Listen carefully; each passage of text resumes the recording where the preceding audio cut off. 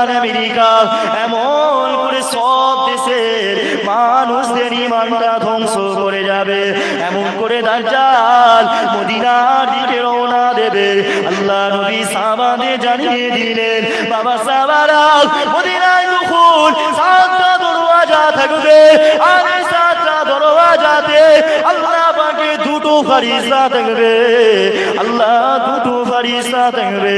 বাবা সাহাবারা, আল্লাহর ফেরেশতারা তলোয়ার নিয়ে দাঁড়িয়ে থাকবে, তলোয়ার নিয়ে দাঁড়িয়ে থাকবে।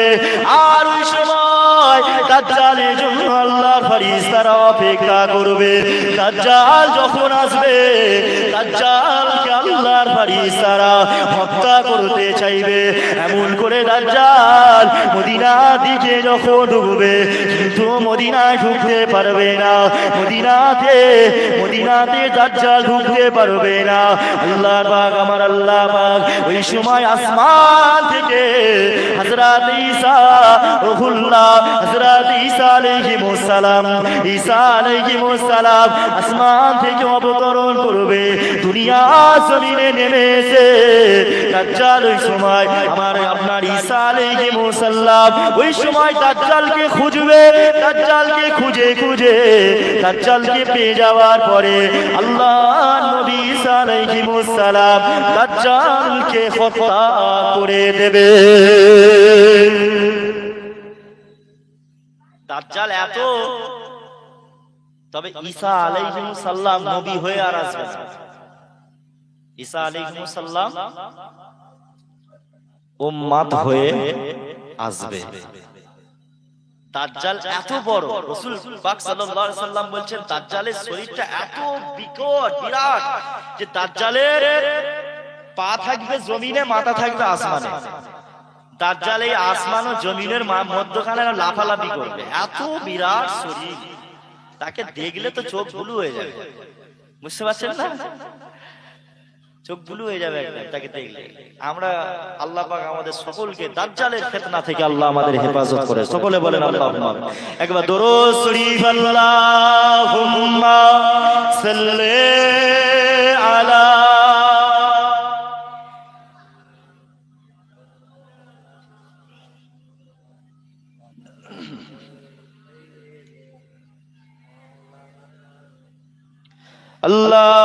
আল্লাহুম্মা সাল্লি আলা।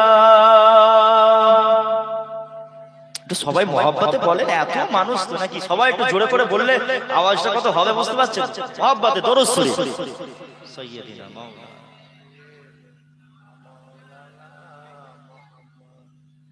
ওয়া আলা আলি। আর একবার দরুদ শরীফ মহব্বতে, আল্লাহুম্মা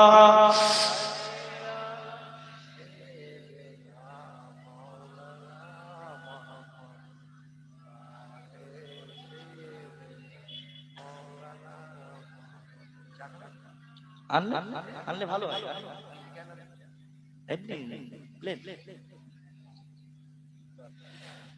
पूरो गिलमान देखे रास्ता सरकार का, रास्ता सरकार का।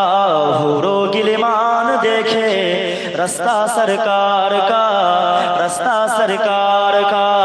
पूरो गिलमान देखे रास्ता सरकार का, रास्ता सरकार का। रूहुल आमीन चूमे तलवार सरकार का, तलवार सरकार का। रूहुल आमीन चूमे तलवार सरकार का, तलवार सरकार का। मुज़ामिल मुतासिर है रुतबा सरकार का, रुतबा सरकार का। मुज़ामिल मुतासिर है रुतबा सरकार का, रुतबा सरकार का। पढ़ती है आयात आया खुतबा सरकार का, खुतबा सरकार का। पढ़ती है आयात आया खुतबा सरकार का, खुतबा सरकार का। रोज़े से दूर है तो आंखें बेनूर है, आंखें बेनूर है। रोज़े से दूर है तो आंखें बेनूर है, आंखें बेनूर है। आंखों की नूर है तो रोजा सरकार का, रोजा सरकार का। आंखों की नूर है तो रोजा सरकार का, रोजा सरकार का। हुरो गिलमान देखे रास्ता सरकार का, रास्ता सरकार का। अल्लाहुम्मा सल्ले अला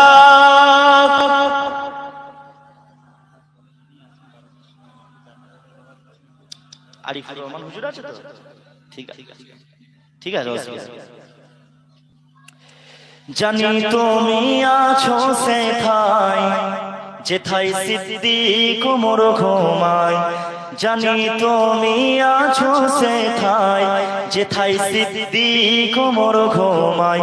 মোহাব্বত করি তাদের মতোই, মন চাইব চিরে তোমায় দেখায়।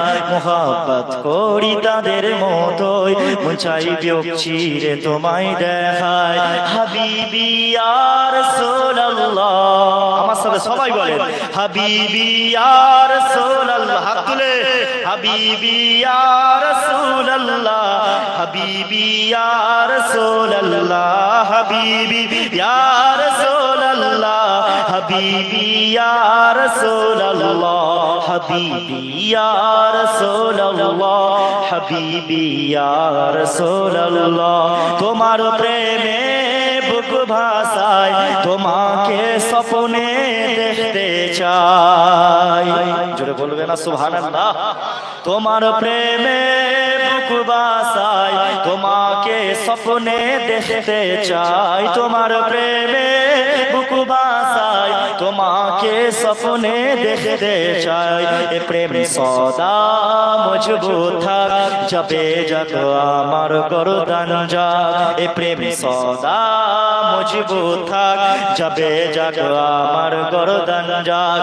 হাবিবি ইয়া রাসূলুল্লাহ, সবাই বলে হাবিবি ইয়া রাসূলুল্লাহ, বলে বলে হাবিবি ইয়া রাসূলুল্লাহ, হাবিবি ইয়া রাসূলুল্লাহ, হাবিবি ইয়া রাসূলুল্লাহ, হাবিবি ইয়া রাসূলুল্লাহ, হাবিবি ইয়া রাসূলুল্লাহ, হাবিবি ইয়া রাসূলুল্লাহ।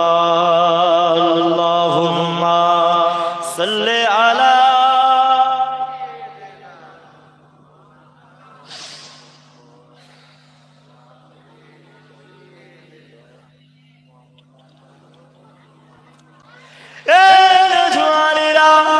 এমন করে ওই সময় আল্লাহ নবী হযরত ঈসা আলাইহিস সালাম দুনিয়া জমিনে যখন উম্মত হয়ে আসবে, হযরত ঈসা আলাইহিস সালাম নবী পাক সাল্লাল্লাহু আলাইহি ওয়াসাল্লামের উম্মত হয়ে আসবে। তাই তো নবীরা আল্লাহর কাছে চেয়েছিল, আল্লাহ আমাকে আখিরি নবীর উম্মত করে পাঠান। আল্লাহ বা নবী হতে চাই না, আখিরি নবীর উম্মত করে পাঠান। আপনি আমি আখিরি নবীর উম্মত, আমাদেরকে নবীর আখিরি নবীর উম্মত হওয়ার জন্য কাঁদতে হয়নি, আমাদেরকে কাঁদতে হয়নি। আমরা ফিরি ফিরি আখিরি নবীর উম্মত হয়ে এসেছি। সর্বশ্রেষ্ঠ নবীর আপনার শ্রেষ্ঠ কি উম্মত, সর্বশ্রেষ্ঠ নবী সর্বশ্রেষ্ঠ উম্মত হয়ে আমরা এসেছি। কিন্তু আমরা দুনিয়ার জমিনে এসে কি করছি দেখেন।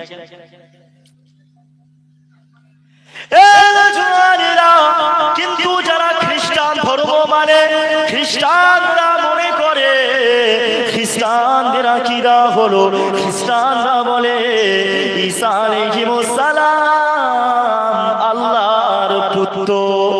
নাউজুবিল্লাহ বলবে না, আল্লাহর পুত্র।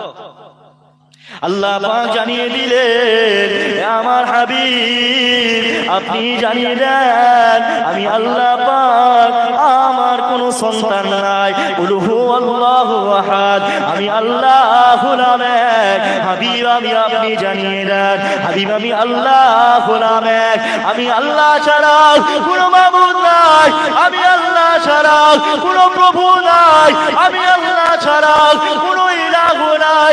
আমার হাবিব আমার রাসূল আপনি জানিয়ে দেন, কুল হুয়াল্লাহু আহাদ আল্লাহুস সামাদ, আমি আল্লাহ পাক, আমার সাথে কারোর তুলনা চলবে না।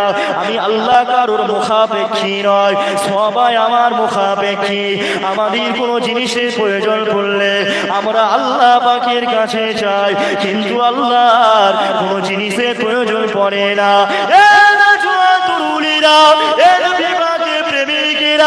আল্লাহ পাক জানিয়ে দিলেন, লাম ইয়ালিদ, আমার হাবিব আপনি জানিয়ে দেন, আমার হাবিব আপনি বলে দেন, লাম ইয়ালিদ আমার কোনো সন্তান নাই, ওয়ালাম ইউলাদ এবং আমিও কারো সন্তান নয়, আমিও কারো সন্তান নয়, আমিও কারো ছেলে নয়, আমার কোনো সন্তান নাই, আমিও কারো সন্তান নয়।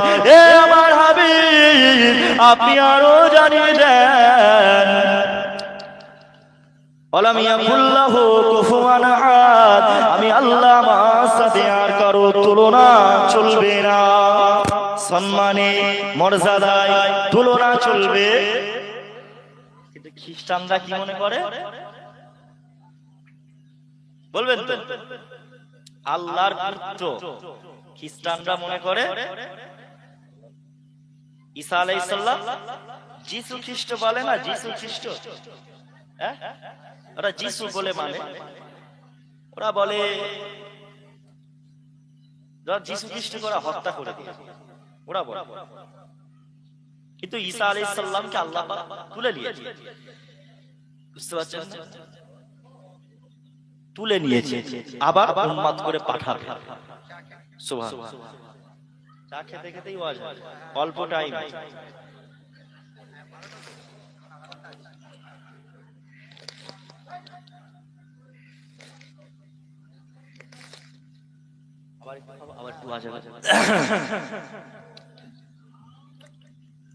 আপনাদের পাশেই ছিলাম আমি প্রথম সন্ধ্যেবেলায় 6টা থেকে 8টা, ওই কি জায়গার নাম ওটা, ভান্ডার চালপাই।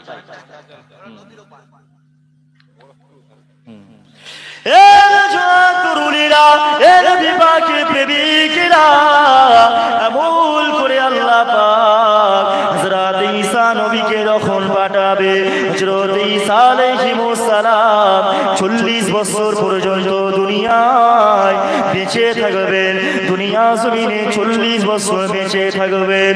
তারপরে তিনি দুনিয়া থেকে বিদায় নিয়ে চলে যাবেন। এমন করে তিনার বিদায় নেওয়ার আগে আল্লাহ নবী বললেন, বাবা সাহাবারা, ইমাম মাহদী নামক একজন মানুষ দুনিয়ার জমিনে আসবে। ইমাম মাহদী হলো আমার ফাতেমার বংশে, ইমাম মাহদী হলো আমার ফাতেমার বংশে। আল্লাহ নবী বললেন, ইমাম মাহদী হলো আমি রাসূলুল্লাহ, ইমাম মাহদী আমার মতন অনেকটা দেখে। ইমাম মাহদী আসবে দুনিয়ার জমিনে এসে সারা পৃথিবীতে তিনি 7 বছর রাজত্ব, 7 বছর খেলাফত করবে। আল্লাহ পাক তিনাকে পৃথিবীর রাজত্ব দেবে, সারা পৃথিবীটা রাজত্ব ইমাম মাহদী করবে। ইমাম মাহদী রাজত্ব কালে দুনিয়ায় কোনো অশান্তি থাকবে না, দুনিয়ায় কোনো মারামারি থাকবে না, দুনিয়ায় কোনো ফিতনা থাকবে না, দুনিয়া জমিনে কোনো ধর্ম নিয়ে মারামারি থাকবে না। দুনিয়া জমিনে হযরত ইমাম মাহদী আলাইহিস সালাম সারা পৃথিবী জমিনেতে তিনি শান্তি দিয়ে ভরপুর করে দেবে। তবে তিনার রাজত্বকালে আপনার ইহুদিরা, তিনার রাজত্বকালে জালেম বাদশাগুলো লুকোতে থাকবে। জালেম বাদশারা পালাবে, লুকাবে। জালেম বাদশারা আপনার পাথরের পিছনে লুকাবে, পাহাড়ের পিছনে লুকাবে। পাথরের জবান আল্লাহ খুলে দেবে। পাথর কথা বলবে, আমার পিছনে একটা ইহুদি আছে। বুঝতে পারছেন? এখন লাপাচ্ছে লাপা। নরেন্দ্র মোদী কত লাপাবে, এখন লাপাচ্ছে লাপা। ক্ষমতা চিরস্থায়ী নয়, চিরকাল কারো ক্ষমতা থাকে না। এটা কি নন্দীগ্রাম করেছে না পূর্ব মেদিনীপুর? আমি না, নন্দীগ্রাম এর এটা নাকি পূর্ব মেদিনীপুর? আচ্ছা যাক, আচ্ছা। তো নরেন্দ্র মোদী আজকে যা অত্যাচার করছে, বুঝতে পারছেন না? ধর্ম ধর্ম ধর্ম নিয়ে একটা ধর্মের শুধু ভোট ব্যাংক নেওয়ার জন্য সব খালি ধর্মে ধর্মে মারামারি বিভেদ লাগিয়ে দিচ্ছে। সব জবাব হয়ে যাবে, একটা সময় আসবে, কথা বুঝতে পারছেন? ঠিক সময় হয়ে গেলে আপনার আল্লাহ সব হিসাব নিয়ে নেন। নরেন্দ্র মোদী এই বেঁচে আছে, এক্ষুনি মরে যেতে পারে, মরণের গ্যারান্টি নেই। ফেরাউনও ক্ষমতা দেখিয়েছিল, নমরুদও ক্ষমতা দেখিয়েছিল, আল্লাহ ছাড় দিয়েছিল ফেরাউনদেরকে, কিন্তু ছেড়ে দিয়েছিল না, সব কটাকে শেষ করে দিয়েছে। সাদ্দাত জান্নাত তৈরি করেছিল, জান্নাত তৈরি করেছিল, সে বলেছিল আমি জান্নাত তৈরি করব, জান্নাত করেছিল বিরাট খরচ করে, সোনা রূপো দিয়ে বিরাট খরচ করে, হিরে মণি মুক্তা এই সব দামি দামি জিনিস দিয়ে সুন্দর একটা তৈরি করেছিল প্রাসাদ বিরাট। বলতো এটা হলো আমার জান্নাত, বুঝতে পারছেন না? সেই সাদ্দাতকে আল্লাহ তার ওই জান্নাতে পা আগেই আজরাইল আলাইহিস সালাম তার জানটা কবজা করে নিয়েছে। জোরে বলুন সুবহানাল্লাহ। ছেড়ে দিয়েছিল, সাদ্দাত নিজের জান্নাতে ঢোকার টাইম পর্যন্ত আল্লাহ দেয়নি। জান্নাত তৈরি করেছে কিন্তু কোনোদিন ঢুকেছিল না ভেতরে। শেষ হয়ে যাওয়ার পরে বিরাট বড় বড় কারিগর, দেশ বিদেশ থেকে হাজার হাজার কারিগর বাছাই করে করে সুদক্ষ কারিগর দিয়ে এসে জান্নাত তৈরি করেছিল, আর বলতে এটা হলো আমার জান্নাত, আমাকে আল্লাহ বলে মান। সেই সাদ্দাতকে আল্লাহ মিটিয়েছে। নরেন্দ্র মোদী তো ভারতবর্ষের প্রধানমন্ত্রী, আর ফেরাউন নমরুদ এরা ছিল পৃথিবী। জুলকারনাইন, বাদশা জুলকারনাইন, ফেরাউন, এদেরকে আল্লাহ সব পৃথিবীর রাজত্ব দিয়েছিল, সব রাজত্ব আল্লাহ সব শেষ করে দিয়েছে। বুঝতে পারছেন না? কত লাপাবে, লাপাবে, দিন আবার আসবে। আল্লাহ দেখে লিখছে, সব দেখলে সব সময় মতো আল্লাহ সব ঠিক ব্যবস্থা করে দেবে। ওই জন্য মোমেনরা ভয় করলে হবে না। আমরা কি মোমেন তো নাকি? মোমেনদের ভয় করলে চলবে না, একমাত্র ভয় করব কাকে? আল্লাহকে। আমাদের আল্লাহকে ভয় করব, বুঝতে পারছেন না? জওয়ান তরুণেরা, নবী পাকের প্রেমিকেরা, এমন করে ইমাম মাহদী, হযরত ইমাম মাহদী যখন আসবে, আল্লাহ নবী সাহাবাদের জানিয়ে দিলেন, বাবা সাহাবারা, ইমাম মাহদী আসার পরে ইমাম মাহদীর হাতে যখন ইমাম মাহদী মদিনা শরীফ থেকে প্রকাশ পাবে, মদিনা শরীফ থেকে প্রকাশ পাবে, কিন্তু ইমাম মাহদী আসার আগে দুনিয়ায় মানুষ অনেক মানুষ নিজেকে ইমাম মাহদী দাবি করবে, তাদেরকে ইমাম মাহদী বলে মেনে নিলে হবে না। ইমাম মাহদী যখন আসবে, মদিনা জমিন থেকে প্রকাশ পাবে, মক্কা জমিন থেকে প্রকাশ পাবে, এমন করে তিনাকে সবাই মানুষ চিনতে পেরে যাবে, সবাই তিনাকে চিনতে পেরে যাবে, ইনি হলেন ইমাম মাহদী। আল্লাহ নবী বললেন, বাবা সাহাবারা, ইমাম মাহদী যখন আসবে, তোমরা তখন ইমাম মাহদীর সাথে হাত রেখে বায়াত হয়ে যাও, বায়াত হয়ে যাও।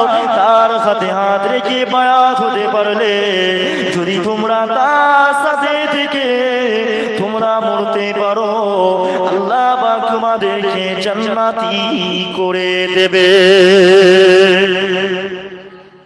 সারা দুনিয়ার মানুষ ইমাম মেহেদী হুজুরের অপেক্ষা। কেন আমরা আজকে নির্যাতিত, আমরা আজকে অত্যাচারী। সারা পৃথিবীতে যত অত্যাচার কাদের উপর হচ্ছে? মুসলমান। মুসলমান, কোন দেশে সুখ নেই, কোন দেশে মুসলমান শান্তিতে নেই, সব দেশে মুসলমানদের উপর টর্চার, অত্যাচার, সব টার্গেট মুসলমানদের, মুসলমানদের শেষ। আরে আমরা কি তোমাদের দুশ্মন? কি গো, আমরা কোনো আমাদের কি হিন্দু ভাইরা দুশ্মন? তারা কি আমাদের দুশ্মন? ওদেরকে তো ভুল বুঝাচ্ছে, ওদেরকে ভুল বুঝাচ্ছে আমরা ওদের দুশ্মন না। আল্লাহ কোরআনে বলছে লাকুম দীনুকুম ওয়ালিয়া দিন, তুমি তোমার ধর্ম পালন করো, তুমি তোমার ধর্ম পালন করো, সে তার ধর্ম পালন করো। বুঝতে পারছেন না? আমি আমার ধর্ম পালন করি, তুমি তোমার ধর্ম পালন করো, যে যার ধর্ম যার যে যার কাছে থাকে। আমরা কোনো হিন্দু ভাইকে কষ্ট দেব না, আমরা কোনো হিন্দু মন্দিরে গিয়ে তাদেরকে বলবো না যে মন্দিরে পুজো করছো কেন, মন্দিরে তাদের পুজো বন্ধ করব না, কোনো মূর্তিকে আমরা ভেঙে দেবো না, কোনো ঠাকুরকে আমরা ভেঙে দেবো না। কোনো হিন্দু ভাইয়েরও উচিত হবে না তারা আমাদের মসজিদে এসে নামাজে ব্যাঘাত সৃষ্টি করে, তারা আমাদের মসজিদটা ভেঙে দিই, এটাও তাদের উচিত হবে না। রবীন্দ্রনাথ ঠাকুর যখন ছিলেন তখন তিনি কবিতা, হিন্দু মুসলমানের একটা মিল মহাব্বতের কবিতা কত লিখে গেছেন, বুঝতে পারছেন না? আজ রবীন্দ্রনাথ ঠাকুর নেই, সব কবিতা সব উড়িয়ে দিচ্ছে। এরা উড়িয়ে দিয়ে এরা শুধু ক্ষমতাকে টিকিয়ে রাখার জন্য, নিজেদের অস্তিত্ব টিকিয়ে রাখার জন্য কোন একটা জাতিকে, কোন একটা ধর্মকে সবসময় উস্কানি দিয়ে দিয়ে দিয়ে দিয়ে তোমরা এক হও, আগুন জ্বালাচ্ছে। বুঝতে পারছেন? বললেই আমি খারাপ, কত গালাগালি করে জানেন? আরে আমি তোমাদের দুশ্মন নাই ভাই, আমার সাথে কত হিন্দু ভাইদের ভালো ফেন্সি বাজে, লেনদেন, কথাবার্তা, উঠা বসা সবকিছু। তারা তারা ধর্ম পালন করছে, আমি আমার ধর্ম পালন করতে। বুঝতে পারছেন? আমরা সবাই মিলেমিশে থাকতে চাই, আমরা কেউ কাউকে কষ্ট দেব না। কিন্তু বর্তমান সময়ে যা পরিস্থিতি চলছে, কি বলবো, মানুষ কবে বুঝবে, মানুষ কবে বুঝবে? বলছে পশ্চিমবাংলায় হিন্দুরা নাকি অত্যাচারিত হচ্ছে, হিন্দুদের ওপর অত্যাচারিত হচ্ছে, যেই রাজ্যের মুখ্যমন্ত্রী হিন্দু। সোশ্যাল মিডিয়ায় বলছে, হিন্দুদেরকে বলছে হিন্দুরা তোমরা জেগে ওঠো, তোমাদের ওপর অত্যাচার হচ্ছে, নির্যাতন হচ্ছে, আগামী দিনে তোমাদের উপর আরো নির্যাতন হবে। মাঝে মধ্যে হাসি লাগে, রাষ্ট্রপতি হিন্দু, প্রধানমন্ত্রী হিন্দু, মুখ্যমন্ত্রী হিন্দু, সব পদে পদে সব হিন্দু। তোমরা কিভাবে অত্যাচারিত হচ্ছ ভাই? তাহলে আমরা তোমাদের কোন দিক দিয়ে বাঁশ দিচ্ছি? তাহলে আমরা কি পদে আছি? মুসলমান তো শুধু চুটি চাটা নিচের পদে আছে খাওয়ার জন্য, খেয়ে হবে, ওতেই পেট মুটা করে বিরাট, ওপর মহলে কেউ নেই। বুঝতে পারছেন না? ওপর মহলে কেউ নেই, শুধু ভুল মেসেজ, ভুল বুঝাচ্ছে না। মুসলমান ঘরে ছেলে মেয়েরা, বাড়া তরুণেরা, প্রেমিকেরা, তাই আল্লাহকে ভালোবাসো, আল্লাহকে ভয় করো, দুনিয়ার ফিতনা থেকে বাঁচেন, দুনিয়ার ফিতনা থেকে নিজেকে বেঁচে থাকেন, দুনিয়ার মায়ায় পড়ে আখিরাতকে ভুলে যাবেন না, দুনিয়ার মায়ায় পড়ে নিজের আমলকে ধ্বংস করে দেবেন না। তরুণেরা, আল্লাহ পাক জানিয়ে দিলেন কদ আফলাহাল মুমিনুন, কদ আফলাহাল মুমিনুন, নিশ্চয়ই মুমিনরা সফল কাম হয়েছে, নিশ্চয়ই মুমিনরা সফল কাম হয়েছে। আল্লাযীনা হুম ফি সালাতিহিম খাশিউন, যারা তাদের নামাজের মধ্যে বিনয়ী হয়েছে, যারা তাদের নামাজের মধ্যে নম্রতা হয়েছে, যারা নামাজটা নম্রতার সাথে আদায় করেছে, যারা নম্রতার সাথে বিনয়ের সাথে নামাজটা পড়েছে, সেই সকল মানুষরাই হলো সফল কাম, সফল কাম।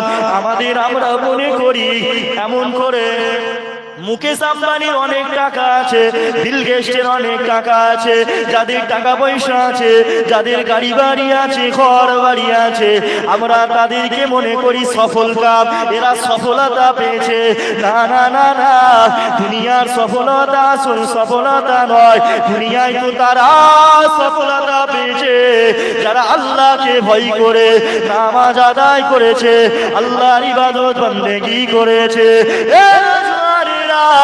আমার রাসূলুল্লাহ আল্লাহ দিওয়ানারা আমার বাপ ভাইজি বলে দিয়ে যায় নামাজ পড়ো নামাজ পড়ো কেননা আল্লাহ নবী নূর নবী দয়া নবী সাহাবা হুজুরকে জানিয়ে দিলেন বাবা সাহাবারা শুনে রাখো আসসালাতু মিফতাহুল জান্নাত নামাজ হলো জান্নাতের চাবিকাঠি নামাজ হলো জান্নাতের চাবিকাঠি জান্নাতের মধ্যে ঢুকতে গেলে জান্নাতের মধ্যে প্রবেশ করতে গেলে তোমার আগে নামাজ লাগবে তোমার নামাজ লাগবে এমন করে শুধু নামাজ পড়লেই যে জান্নাতের তালা খোলা যাবে না না না দুনিয়া জমিনে অনেক মানুষ কিয়ামতের ময়দানে অনেক মানুষ নামাজ পড়বে কিয়ামতের ময়দানে অনেক মানুষের আমল থাকবে কিয়ামতের ময়দানে অনেক মানুষের অনেক আমল থাকবে তারপরেও তারা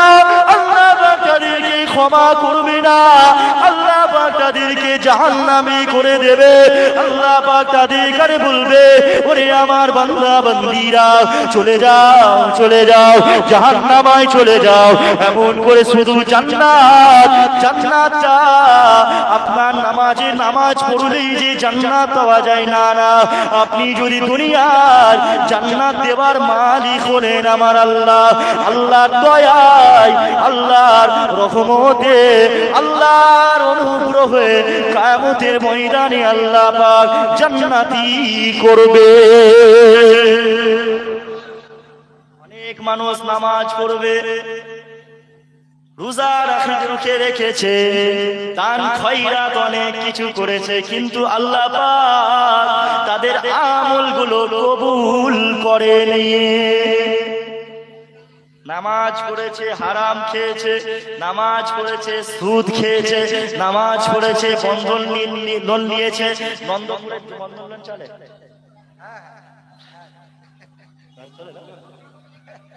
কি বলছেন সব রকম আছে বলে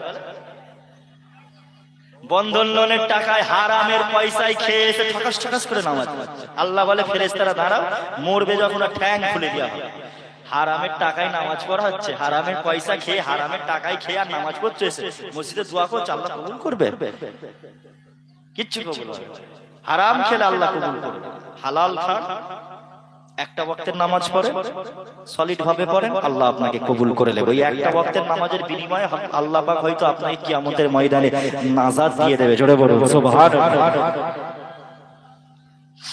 কিয়ামতের ময়দানে আমল লেখা এইসব বহুত আমল যে করলেই হবে আমল করতে হবে অবশ্যই করতে হবে আমল করার প্রয়োজন কিন্তু আমলের দ্বারাই যে জান্নাত পেয়ে যাবে তাও না আল্লাহ অনুগ্রহ দয়ায় কেবলমাত্র জান্নাত পাবে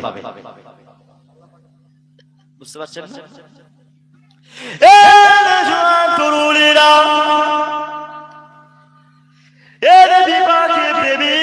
না এমন করে আমার রাসূলুল্লাহ সাহাবা হুজুরদের জানিয়ে দিলেন বাবা সাহাবারা আমি রাসূলুল্লাহ আমার উম্মতিদের করে আমি নবী এত ভালোবাসি আমি রাসূলুল্লাহ আমার উম্মতিদের ছাড়া আল্লাহ পাকে দয়া জান্নাতে যাব না আমার নবী পাক বললেন এ বাবা সাহাবারা আমি রাসূলুল্লাহ জানিয়ে দিলাম আমি নবী পাক আমার একটা উম্মত জাহান্নামায় থাকবে আমি নবী পাক কখনো পর্যন্ত জান্নাতে যাব না আমার সমস্ত উম্মতিদের করে নিয়ে আমি নবী পাক আল্লাহ দয়া জান্নাতে যাব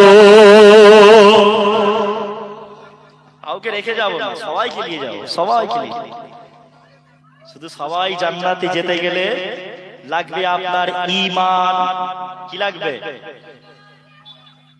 ঈমান ছাড়া আর খাবেন না ঈমান ছাড়া আপনি জান্নাতে যেতে পারবেন না ঈমানটা অবশ্যই প্রয়োজন দরকার ঈমান ছাড়া কেউ জান্নাত পাবে না বুঝতে পারছেন বাপ ভাইরা হারাম ছেড়ে দেন হালাল পথে আসেন হালাল ইনকাম করে বন্ধন লোন গ্রুপ লোন ছেড়ে দেন বুঝতে পারছেন নামাজ পড়ুন নামাজ পড়ুন নামাজের হিসাব আল্লাহ কিয়ামতের ময়দানে সর্বপ্রথম নেবে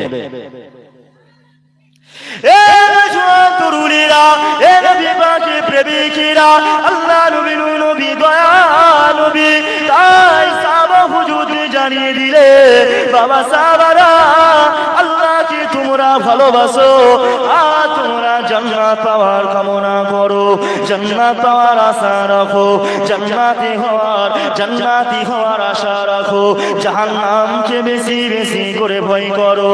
এ যুবক, আজকে আমরা জাহান্নামকে ভয় করি না, আজকে আমরা সবাই বলি আমি আল্লাহকে ভালোবাসি, আমি আল্লাহকে ভয় করি, আমি নবী মুহাম্মদ রাসূল সাল্লাল্লাহু আলাইহি ওয়াসাল্লাম হুজুরকে আমি ভালোবাসি। কিন্তু আমরা প্রকৃতপক্ষে এখনো ভালোবাসতে পারছি না।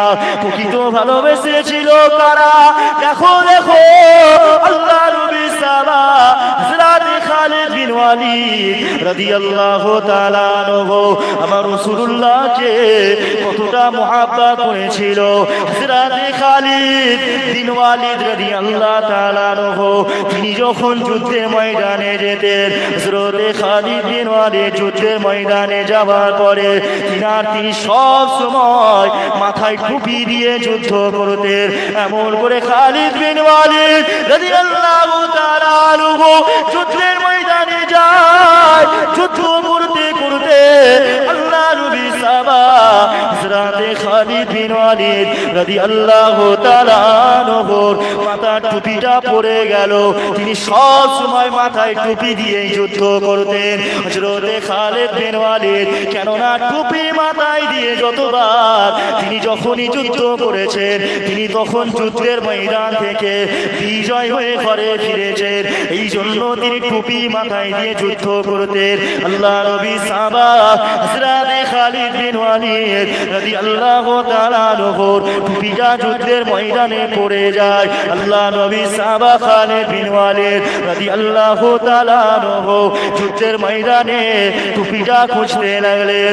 এমন করে টুপিটা খুঁজতে লাগলেন, ওই সময় যুদ্ধের ময়দানের সৈনিকরা বলতে লাগলো, এ খালিদ বিন ওয়ালিদ টুপিটা পরে খুঁজবে, টুপিটা পরে খুঁজবে, আগে যুদ্ধটা করো, টুপিটা পরে খুঁজবে।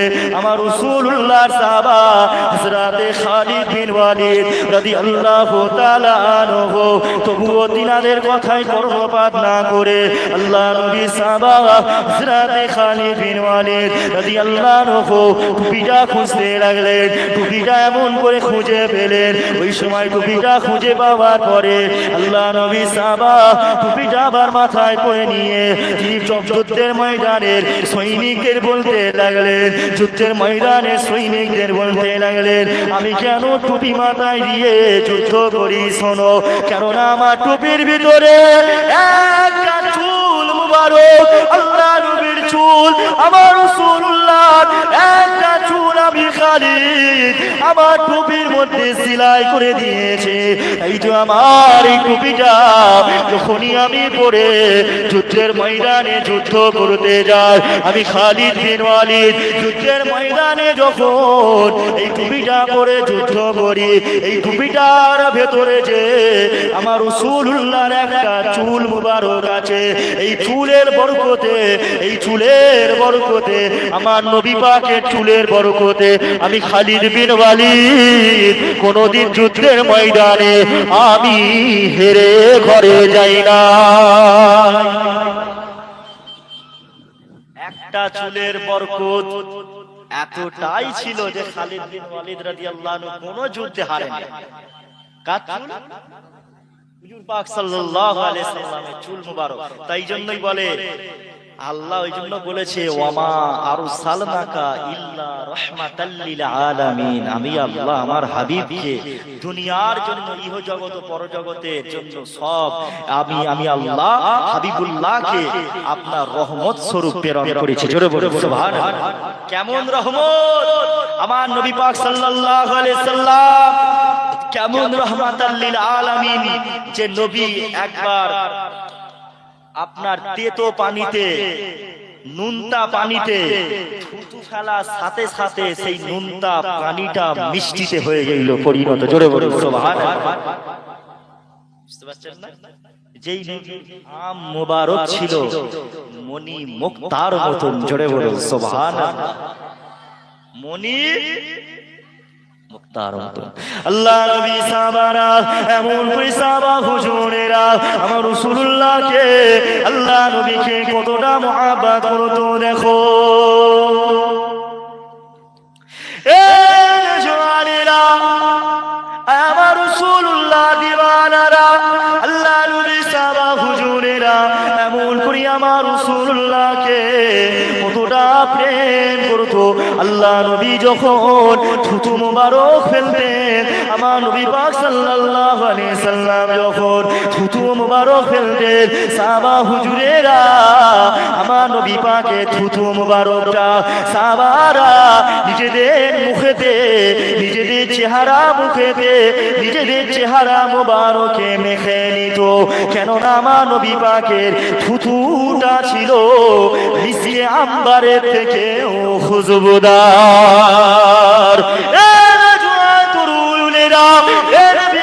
প্রেমিকেরা, আল্লাহ নবী, নবী দয়া নবী, নবী আমার এমন করে যখন ওযু করতেন, সাহাবা হুজুরেরা আল্লাহ নবীর ওযুর পানিটা সাহাবা হুজুরেরা তারা পান করে নিত, তারা তাদের চেহারা মুবারকে মেখে নিত। এই ছিল নবী পাকের সাহাবাদের মহব্বত। নবী পাকের সাহাবারা নিজেদের জীবন চলে যায়, চলে যাবে, তবুও মুস্তাফা হুজুরকে তারা কখনো ছাড়তো না। বিবি, বাল বাচ্চা, সন্তান সন্ততি কারোর কথা চিন্তা করতো না, আগে মুস্তাফা, জোরে বলুন সুবহানাল্লাহ।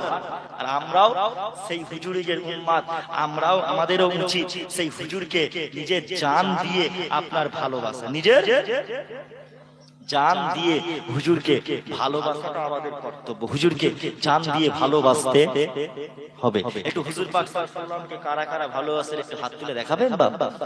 মাশাআল্লাহ, একটু সুন্দর করে হাতটা তুলে।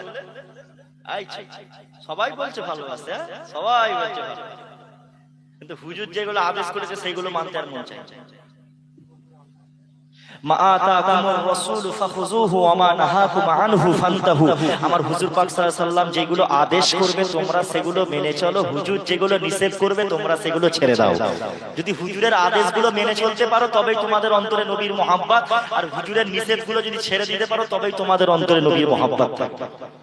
আমরা কি করি? হুজুরের আদেশগুলো সব ছেড়ে দিই, হুজুরের নিষেধগুলো সব আমরা মেনে চলি। হুজুর যেগুলো নিষেধ করেছে সেইগুলো আমরা বেশি বেশি করে প্রাধান্য দিচ্ছি। বুঝতে পারছেন না? এই তো উম্মাতের দশা। আর এই উম্মাত ভাবছে কবরে হিসাব দিয়ে দেয়। এই যে এই যে এই যে এখানে এখন ওই ও কি গো, একটু চুপ করো, দেখো এদিকে, বলছো না? হ্যাঁ,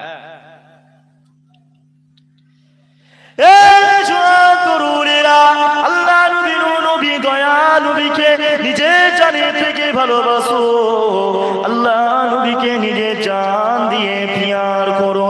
কেননা নবী পাককে নিজের জান থেকে না ভালোবাসতে পারলে আপনি কখনো মুমিন হতে পারবেন না। কেননা নবী আমার দিন দুনিয়া বাদশা হাবিবুল্লাহ হুজুর আমার জানিয়ে দিলেন, লা ইউমিনু আহাদুকুম হাত্তা কুনা হাব্বা ইলাইহি মিন ওয়ালিদিহি ওয়া ওয়ালাদিহি ওয়ান নাসি আজমাইন। একটা মানুষ ততক্ষণ পর্যন্ত প্রকৃত মুমিন বান্দা হতে পারবে না যতক্ষণ পর্যন্ত আমার রাসূলুল্লাহকে নিজের পিতা মাতা, আত্মীয় স্বজন, পাড়া প্রতিবেশী সবাই থেকে আল্লাহ নবীকে না নিজের জানের থেকে না ভালোবাসতে পারবে ততক্ষণ পর্যন্ত মানুষ মুমিন বান্দা হতে পারবে না। এবারে আপনি আমি একটুখানি চিন্তা করে নি, আমরা কাকে ভালোবাসি? কাকে সব থেকে বেশি ভালোবাসি? যদি মাকে ভালোবাসি তাহলে নবী পাককে আমরা আসলে ভালোবাসতে এখনো পারি নাই। যদি বাপকে ভালোবাসি নবী পাকের থেকে যদি বাপকে বেশি ভালোবাসি তাহলে আমরা এখনো প্রকৃত মুমিন বান্দা হতে পারিনি। তাই মুমিন বান্দা হন, আল্লাহ নবীর কথা মেনে চলুন, আল্লাহ নবীর আদর্শ গ্রহণ করুন। আল্লাহ নবী যেই পথটা দেখিয়েছে ওই পথে চলার চেষ্টা করুন বেশি বেশি করে। আর মৃত্যুর কথা স্মরণ করুন। আজকালের মুসলমান আমরা কেন নামাজ পড়ি না? আজকালের মুসলমান আমরা কেন রোজা রাখি না? আজকালের মুসলমান কেন আমরা আল্লাহর হুকুমগুলো করছি না? যদিও বা নামাজ পড়ি, অনেকের নামাজ পড়তে পড়তে কুটকুটুনি চালু হয়ে যায়, এখানে চুলকায় ওখানে চুলকায়, মাথার টুপি ঠিক করে, একবার ওদিকে তাকায় একবার এদিকে তাকায়। না না না না, তোমার নামাজটা আল্লাহ পাক কবুল করবে না। আল্লাহ নবী নবী দয়া নবী সাহাবা হুজুরদের জানিয়ে দিলেন, বাবা সাহাবারা তোমরা যখন নামাজ পড়বে তখন তোমরা এমন ধ্যানে নামাজ পড়ো যেন আল্লাহ পাক তুমি যেন আল্লাহকে দেখছো।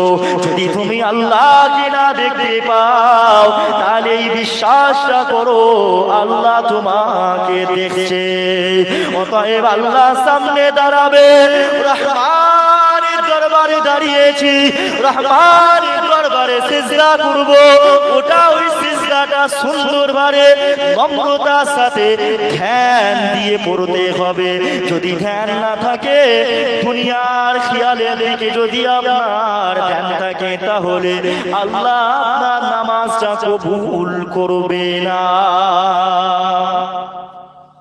নামাজ পড়ছি, টাকা পয়সা রোজগারের টেনশন, নামাজ পড়ছি সারা দুনিয়ার খেয়াল। যখন নামাজের মধ্যে দাঁড়িয়ে যাবে আর কোন দুনিয়ার খেয়ালের দিকে দুনিয়ার ধ্যান ধারণায় থাকলে হবে, এক ধ্যানেতে নামাজটা আদায় করতে হবে। বুঝতে পারছেন না? এক ধ্যানে নামাজ পড়তে হবে। আর আমরা হানাফি মাযহাব